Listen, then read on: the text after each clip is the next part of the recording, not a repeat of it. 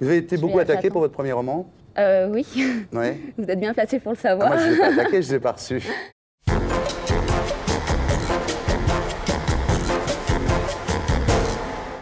Je reçois maintenant Mazarine Pinjot pour la publication chez Julliard de son deuxième roman, Zen ou la Reconquête. Mazarine, bonsoir. Bonsoir.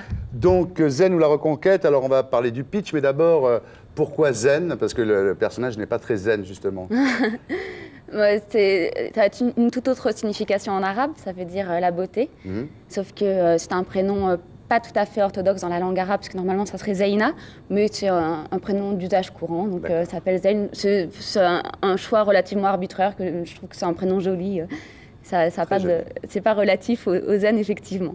Alors le pitch, c'est une jeune fille paumée, on peut dire, qui reconquiert son identité à la disparition de son père. Hein, c'est la façon la plus simple de raconter.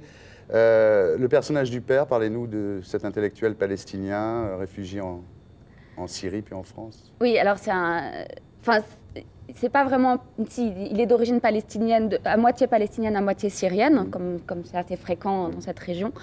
Et donc c'est un Syrien qui est exilé politique parce que dans les années 80, il y a eu une répression assez féroce. Et donc, il est réfugié politique en France, et où il a amené toute sa famille très politisée, et où il a plus ou moins reconstruit une sorte de cercle d'intellectuels qui parlent beaucoup de politique, beaucoup du régime de Assad, et beaucoup du problème palestino-israélien.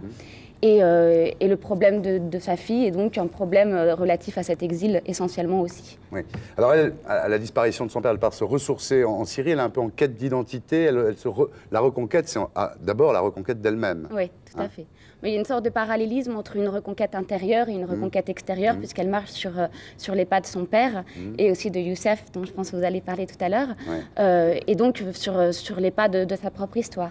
Alors c'est effectivement un récit de voyage, c'est ce voyage en Syrie, un parcours initiatique, des considérations sur les combats politiques du Moyen-Orient. Alors c'est construit en 3 parties. Donc une première partie qui est un flashback de 89 à 93, puisque le livre commence en 95. Alors parlez-nous d'abord de cette partie-là, et puis ensuite on passera à Youssef. La première, oui. C'est difficile de parler de la première partie, puisque... C'est quand elle quitte sa famille, qu'elle est paumée. En fait, donc elle quitte sa famille parce que vous avez compris qu'elle n'était pas très bien, que la seule solution pour elle, en fait, d'arriver à elle-même, dans cette quête d'elle-même, dans cette quête identitaire, c'est effectivement de rompre physiquement avec les siens, donc de partir de chez elle. Et elle vit une période de nébuleuse, un peu compliquée, avec quelqu'un qu'elle rencontre qui est aussi un réfugié politique palestinien-syrien. Enfin, il y a une sorte de confusion permanente à l'intérieur du livre. Et grâce à lui, elle arrive plus ou moins, déjà à reprendre confiance en elle-même parce que Youssef est la figure du réfugié politique qui ne porte pas l'héroïsme que portent ses parents, qui ont une présence. Oui, lui, un il est peu... bon vivant. Lui, d'abord, il a 54 ans, ensuite il boit, il picole, tout ça. En fait, c'est autre chose. Il prend les choses, la vie du bon côté. Les parents de Zeyn ont une sorte de figure un peu monumentale, un peu terrifiante. Alors que Youssef est quelqu'un de profondément humain dans le sens où il gère ses contradictions, où il dit qu'effectivement l'exil, il vit son exil d'une manière paradoxale et difficile, il l'assume.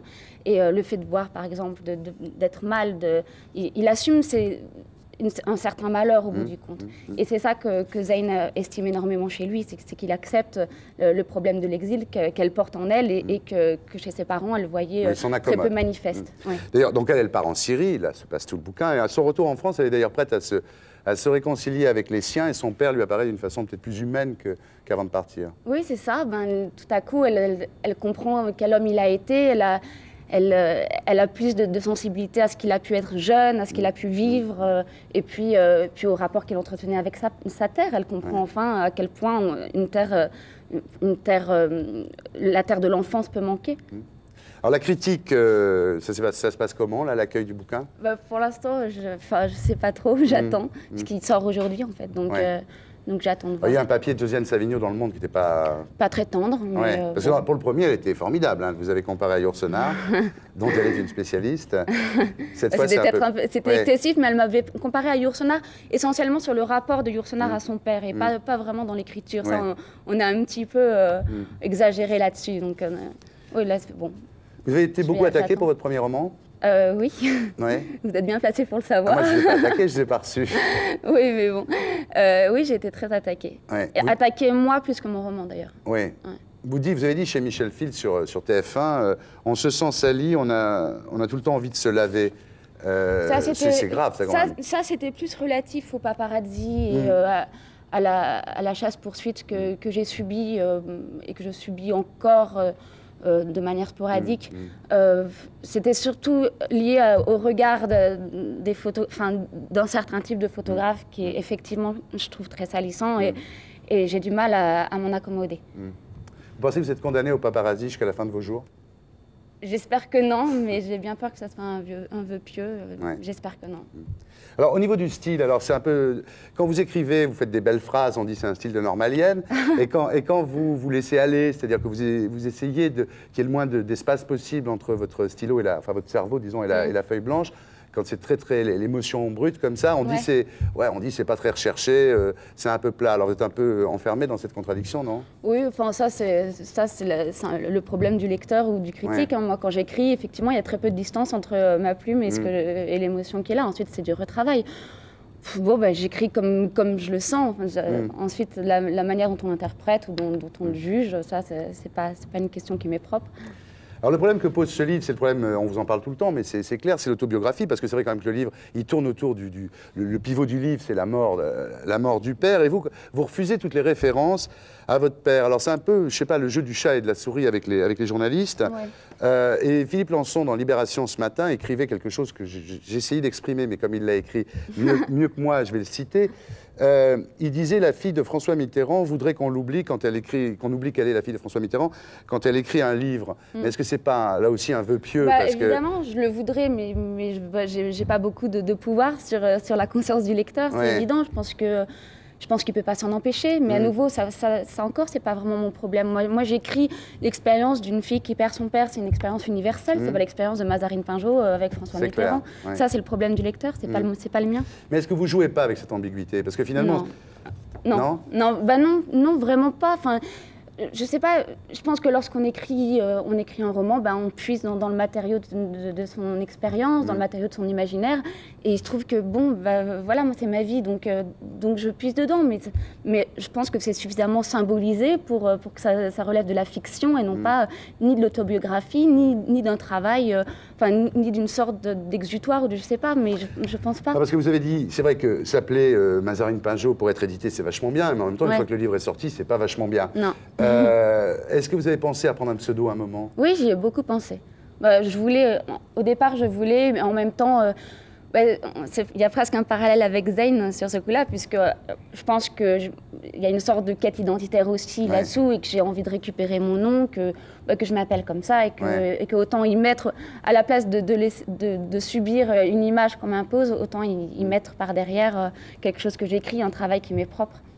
Tant que je vous tiens là, pourquoi vous appelez Mazarine? C'est à cause de la rue, de la bibliothèque ou du cardinal? Je crois ni l'un ni l'autre. Aucun des trois? Non, je ne sais pas pourquoi. On saura jamais. C'est une énigme, non.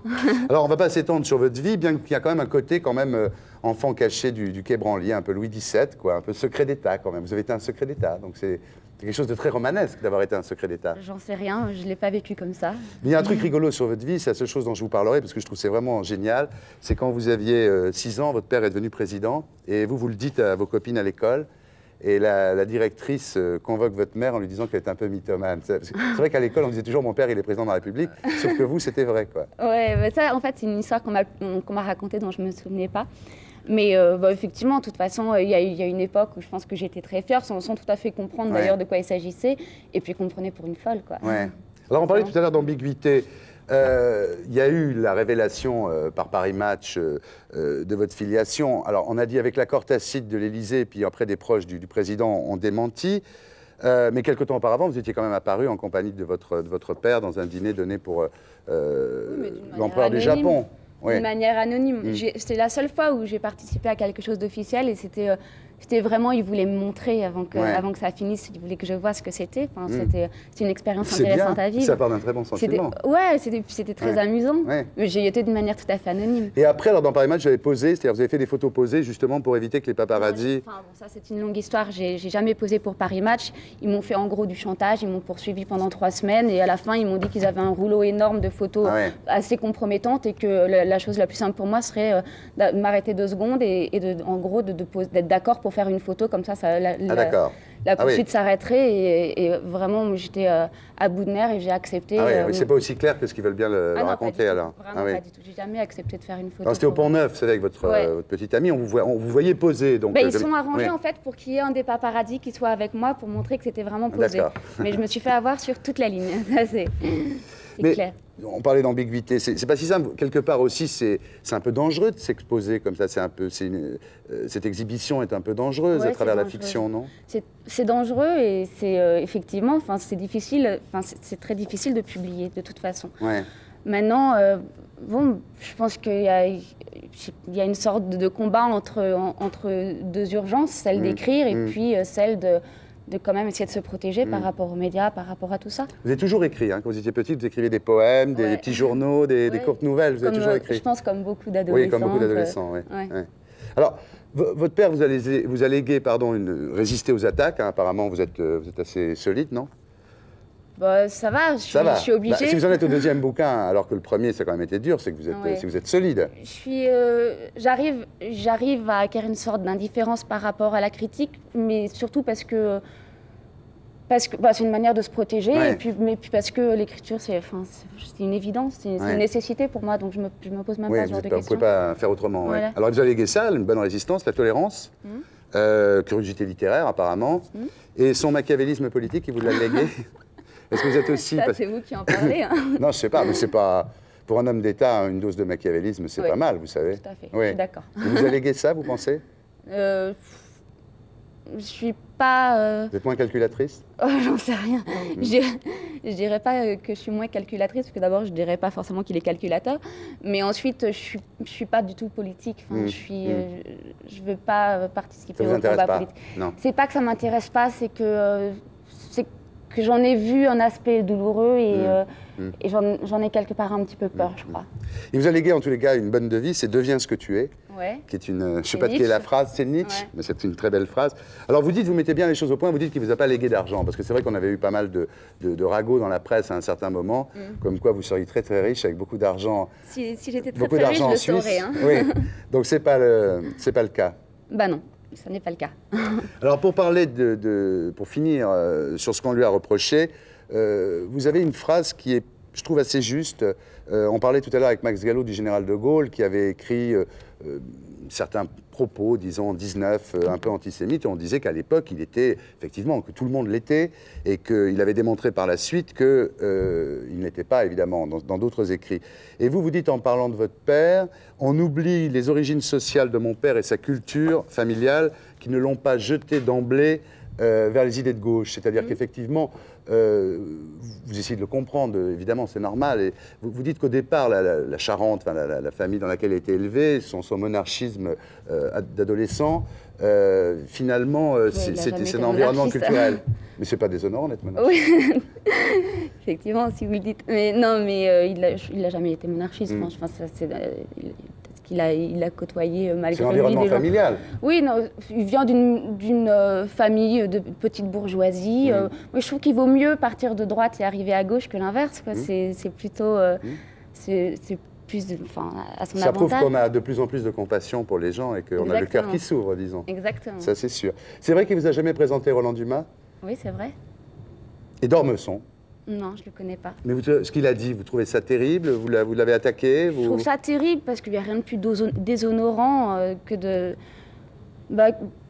parler d'antisémitisme de quelqu'un qui n'a jamais eu l'ombre d'un soupçon d'antisémitisme. Mais je trouve qu'il n'y a rien de plus déshonorant. Là, c'est vraiment une atteinte à la dignité. C'est vraiment...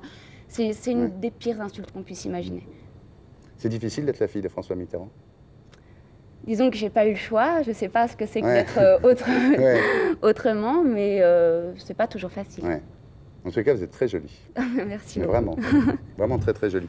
Alors je rappelle le titre, donc c'est le deuxième roman de Mazarine Pinjot, Zen ou la reconquête. Alors le premier, vous en avez quand même vendu 55 000 exemplaires, ça a été traduit dans 8 pays, c'est pas mal, hein?